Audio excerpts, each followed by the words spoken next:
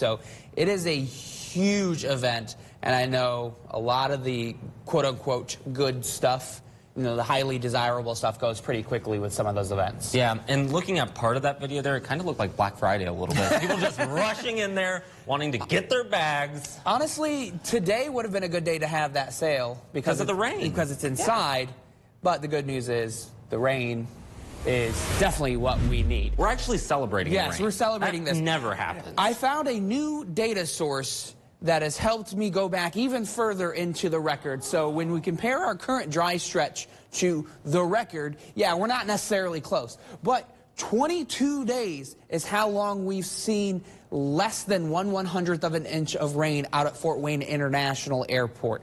When we look at the dates between May 20th and yesterday, so in that specific window alone, that 22-day stretch is the driest period on record when we go from May 20th to June 10th. But that's not our longest stretch of dry weather. That's 41 days dating back to September of 1908. And it looks like that dry stretch, fortunately, is going to end today. Rain chances increasing as we get into the afternoon. The higher and higher that line goes, the more and more likely it is that we're going to see rain. And you can see the time down there at the bottom of your screen. The best chance for rain looks to be in about noon to maybe 7, 8 p.m. And then we start to see those rain chances decrease overnight. And much of your Monday is going to be dry. Yeah, maybe a few very isolated rain showers still left over early on Monday morning. But I think most of the day is dry on Monday. But as we get into Tuesday, you can see that line climbing a little bit higher and higher. So it looks like we're going to see another round of rain on Tuesday. So here's the current situation across the Great Lakes region right now on Storm Track Satellite and Radar. We've got a cold front that's draped across the Great Lakes region that's slowly working its way to the southeast. And we've got a low pressure system out in Missouri that's sort of swinging our way. Both those systems are going to combine to bring us some widespread rain. Now, I do want to caution that we've been dry for the past 3 weeks, so that's not necessarily conducive for heavy rain because the ground doesn't have a lot of moisture. The atmosphere above us doesn't have a lot of moisture.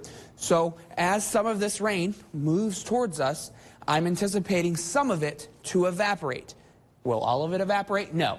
I think we see widespread light rain as we get into the afternoon.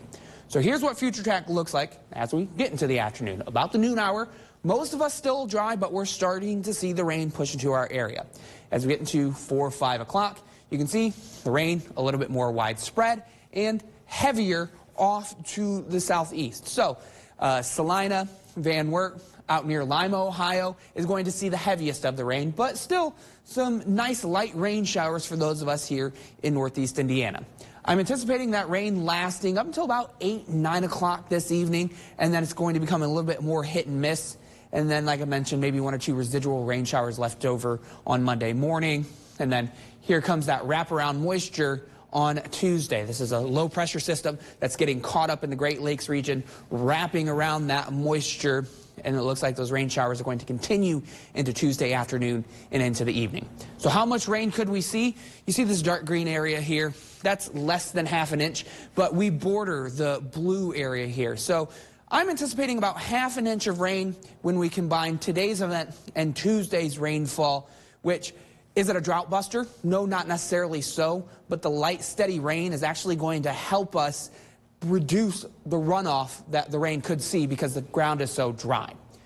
Temperatures are going to be cold as well. We're only going to max out 73 for today. And if you're heading out to Fort Wayne FC match tonight at 5 p.m., Bishop Darcy Stadium, temperatures this evening will be hanging out in the mid-60s, as they will do for much of the day.